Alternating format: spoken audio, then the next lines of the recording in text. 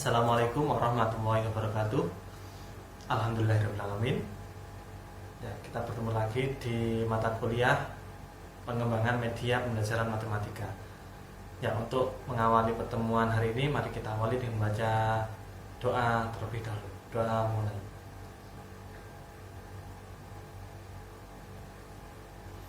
Doa selesai. Ya, gimana kabarnya hari ini? Ya, alhamdulillahirrahmanirrahim, semuanya sehat walafiat.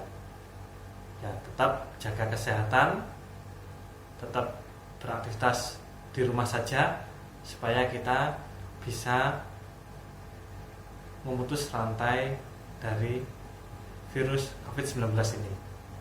Nah, materi hari ini adalah mengenai sistematika media pembelajaran. Nah, kita awali dengan media-media yang sering digunakan guru dalam pembelajaran. Nah, yang pertama adalah pastinya guru ketika mengajar di kelas menggunakan buku atau papan tulis. Nah, itu adalah media yang sering digunakan oleh guru. Mata pelajaran apapun pasti menggunakan media tersebut, buku dan papan tulis. Kenapa? Karena media tersebut yang pasti tersedia pada suatu sekolahan atau ketika pembelajaran pasti ada buku paketnya atau juga ada papan tulisnya. Papan tulis untuk guru menerangkan seperti itu. Nah, itu adalah media yang sering digunakan. Nah, beralih ke media yang cukup sering digunakan, atau bisa dikatakan kadang-kadang digunakan seperti itu. Nah, yaitu menggunakan gambar. Nah, beberapa mata pelajaran biasanya dalam pembelajaran menggunakan gambar. Gambar bisa melalui gambar cetak, melalui foto, melalui proyektor, menampilkan gambar poster seperti itu. Nah, menggunakan gambar apa saja? Kalau di matematika biasanya menggunakan grafik, kemudian orang sedang naik tangga, dan sebagainya. Menggunakan gambar. Atau juga bisa menggunakan model. Ya, model di sini misalnya di mata pelajaran selain matematika, yaitu di IPA. Ya, ketika mempelajari mengenai anatomi tubuh manusia menggunakan kerangka buatan yang terbuat dari kayu, itu yang dipelajari bagian-bagian kerangka badan, kepala, kemudian tangan dan sebagainya, menggunakan model. Nah, kalau di matematika biasanya adalah menggunakan penggaris, yaitu adalah juga termasuk model untuk mengukur satuan panja. Kemudian juga bisa menggunakan OHP. Ya, OHP di sini sudah sangat langka untuk digunakan karena sudah tergeser dengan adanya LCD seperti itu ya.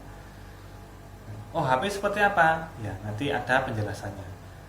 Akan tapi di zaman-zaman dulu itu OHP cukup sering digunakan karena sistem kerjanya mirip seperti LCD proyektor seperti itu.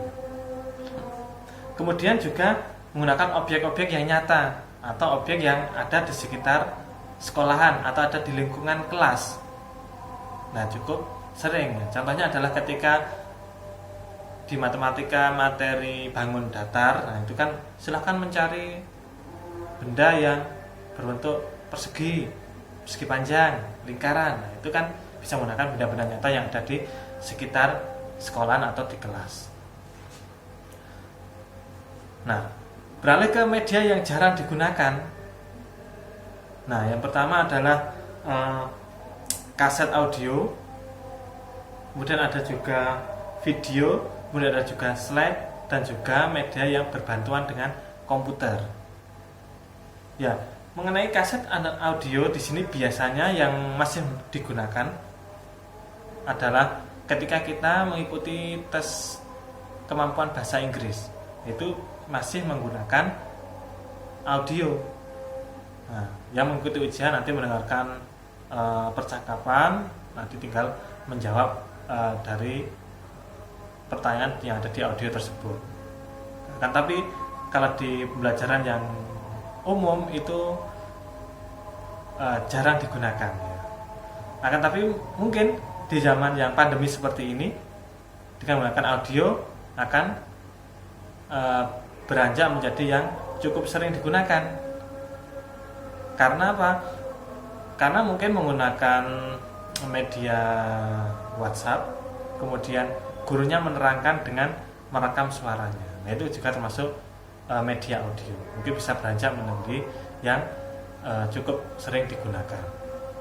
Kalau zaman normal itu masih jarang sekali ya. Hanya tes kemampuan bahasa Inggris saja yang masih menggunakan itu. Kemudian video itu juga termasuk yang jarang. Kenapa? Karena untuk memutar video di kelas, nah itu membutuhkan peralatan yang tidak sedikit ya.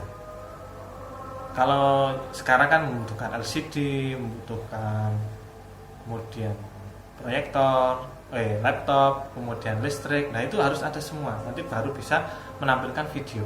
Dan juga video yang ditampilkan, nah harus sesuai dengan materi yang sedang diajarkan. Nah sehingga video di sini masih jarang digunakan karena kemungkinan materi yang sedang dipelajari videonya sulit untuk dicari atau sulit untuk dibuat seperti itu. Slide kalau di perkuliahan mungkin sudah menjadi sesuatu yang sering digunakan seperti itu ya. Akan tapi kenapa kok di sini menjadi sesuatu yang jarang digunakan? Karena untuk membuat slide sendiri itu membutuhkan kemampuan khusus. Kalau hanya memindahkan dari buku kemudian ke PowerPoint tinggal tampilkan, nah itu masih termasuk yang gambar. Kalau yang namanya slide berarti hanya beberapa bagian saja yang ditampilkan, kemudian guru atau siswa yang presentasi nanti menjabarkan sendiri apa yang disampaikannya. Nah, untuk mencari poin-poin yang ditampilkan di slide itu perlu pemikiran yang lebih, sehingga di sini masuk yang jarang walaupun sudah sering digunakan seperti itu ya. Untuk poin-poinnya harus pas. Ya, ingat PowerPoint adalah per poin, bukan per paragraf seperti itu ya. Nah, kemudian adalah media yang menggunakan komputer ya. Di sini juga membutuhkan perangkat yang tidak sedikit karena harus ada komputer pastinya. Nah, apabila tidak memiliki komputer atau laptop ya pastinya tidak bisa menggunakan media ini, sehingga media ini termasuk media yang jarang. Nah, kemungkinan yang masih menggunakan media ini adalah ketika ada di lab komputer seperti itu. Nah, itu adalah media-media yang akrab yang digunakan oleh guru dalam pembelajaran. Mulai dari yang sering, jarang, kemudian yang itu ya. Nah, untuk hari ini kita akan mempelajari mengenai kaset audio, media audio, dan juga media video. Ya, untuk audio dan video di masa pandemi seperti ini akan digencarkan lagi, karena dengan ini nanti siswa dapat belajar kapanpun dan dimanapun, sehingga yang awalnya menjadi jarang digunakan menjadi sering digunakan dengan sejajar dengan buku dan papan tulis. Nah, yang pertama adalah mengenai video. Nah, video juga bisa diartikan adalah sebuah media proyeksi, karena dari filenya kemudian dipancarkan di sebuah papan, nanti bisa dilihat oleh yang sedang belajar. Nah, media proyeksi sendiri adalah merupakan salah satu media yang terklasifikasi pada media visual. Ya, media proyeksi termasuk media visual karena menampilkan sebuah gambar. Dalam proyeksi ada gambar yang ditampilkan. Kemudian media proyeksi langsung berinteraksi dengan pesan yang ingin disampaikan. Selain gambar yang muncul di media proyeksi tadi, juga ada pesan yang ingin disampaikan. entah itu secara tulisan yang ada di bawah video atau secara suara sebagai penjelasan gambar yang ditampilkan pada media proyeksi tersebut. Kemudian informasi yang akan disampaikan dapat diproyeksikan ke layar seperti tadi. Ada file, kemudian dimasukkan laptop, disambungkan ke LCD, kemudian tampil ke layar. Bisa ditampilkan ke layar. Ini penggunaan media proyeksi ini lebih menguntungkan. Ya, apa untungnya? Ya, untungnya adalah karena dengan menggunakan media proyeksi ini sudah menampilkan visual gambarnya dan juga sudah ada penjelasannya. Ya, misal kita menggunakan salah satu saja, menggunakan gambar saja, berarti guru harus menjelaskan sendiri. Atau dibalik, guru memberikan rekaman audionya, kemudian gambarnya mencari sendiri. Nah, sehingga kan kerjanya setengah-setengah. Nah, kalau menggunakan media proyeksi ini langsung 2 kali, gambarnya tampil, kemudian penjelasannya juga ada, seperti itu. Nah, media proyeksi sendiri dibagi menjadi 2, yaitu media proyeksi gerak dan juga media proyeksi yang diam. Media proyeksi diam adalah media visual yang memproyeksikan pesan melalui pesan yang berbentuk tulisan berupa gambar, simbol angka, atau juga bahkan grafis. Ya, maksud di sini adalah proyeksi diam karena yang ditampilkan statis saja, tetap tidak bergerak. Kalau menampilkan tulisan ya tulisan seperti itu, kalau menampilkan gambar juga gambarnya yang seperti itu, berarti tidak bergerak, diam. Akan tapi dengan gambar yang ditampilkan dan juga ada penjelasan itu walaupun tidak bergerak, nah, tetap bisa menampilkan gambar dan penjelasannya secara bersamaan seperti itu. Nah, kemudian kalau media proyeksi yang gerak, ya pastinya kalau dari istilahnya sendiri, berarti gambarnya nanti adalah yang bisa bergerak dan juga disertai dengan penjelasannya. Ya, untuk media proyeksi yang gerak ini contohnya adalah ada video, kemudian ada film,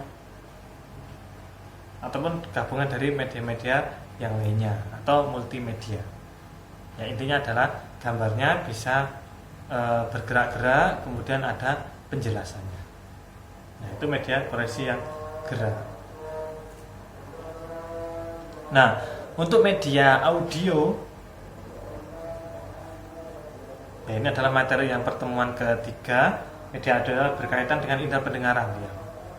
Kalau audio pasti nanti berhubungan dengan telinga atau dinikmati dengan telinga. Kalau yang media proyeksi tadi, ya bisa dinikmati dengan penglihatan dan juga dengan telinga karena ada penjelasannya tadi. Kemudian dituangkan dalam lambang auditif. Ya, auditif bisa berupa kaset, bisa berupa radio. Ya. Kalau sekarang bisa berupa MP3, nah, yang bisa diputar di HP atau di laptop seperti itu. Diwujudkan dalam bentuk lambang auditif. Kemudian informasi yang disampaikan di media audio juga bisa berupa informasi verbal maupun non-verbal. Bisa berupa kalimat atau juga bisa menggambarkan suatu gambar tapi dengan menggunakan suara atau bisa menceritakan seperti itu. Nah, itu informasi yang ada. Sehingga walaupun menggunakan media audio tetap ada pesan yang ingin disampaikan oleh guru ketika pembelajaran. Nah, ini pengantar mengenai media audio dan media proyeksi. Nah, selanjutnya nanti untuk materi hari ini saya bagi menjadi 7 kelompok seperti kelompok yang sudah terbentuk. Kemudian silahkan membuat video penjelasan materi. Ya, durasinya adalah mulai dari 6 sampai 10 menit. per kelompok. Tekniknya nanti kalian bebas ya. Untuk kelompok 1 yaitu format media proyeksi, kelompok 2, 3, 4, 5, 6 yaitu teknik produksi media audio. Ya, untuk slide materinya, PowerPoint-nya nanti akan saya kirimkan. Nanti silakan dibuatkan video sesuai dengan kelompoknya masing-masing, sesuai dengan materinya masing-masing. Ya, nanti kalau misal mau menambahkan penjelasan yang lain dipersilahkan ya. Atau mau mengganti dengan penjelasan yang lain akan tapi judulnya tetap yang dari tugas ini ya juga dipersilahkan. Yang penting intinya adalah kelompok 1 menyampaikan format media proyeksi, yang disampaikan nanti bebas. Tapi saya tetap nanti sudah memberikan bahan-bahannya yang bisa dijelaskan dalam tugas kelompok ini. Nah, ini mengenai materi hari ini. Kemudian untuk tugas kelompoknya untuk hari ini yaitu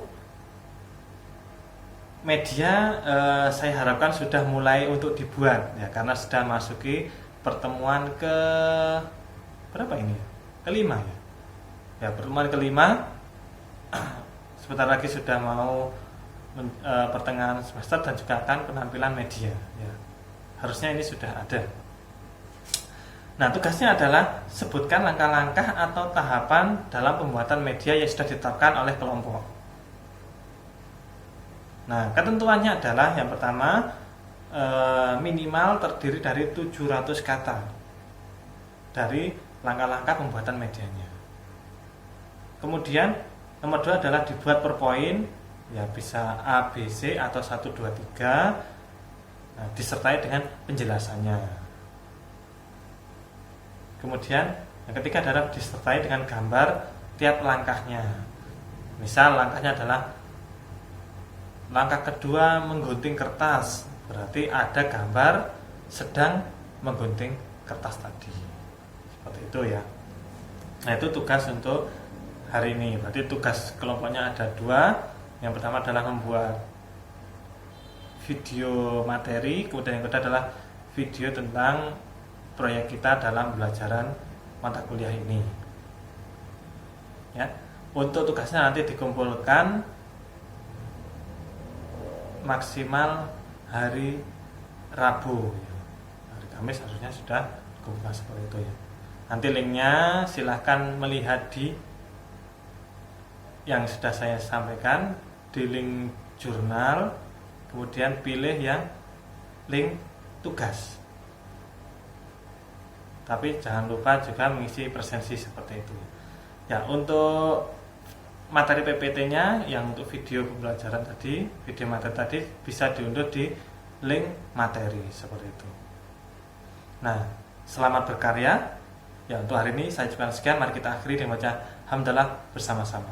Alhamdulillahirrahmanirrahim. Kurang lebihnya mohon maaf, saya akhiri. Assalamualaikum warahmatullahi wabarakatuh.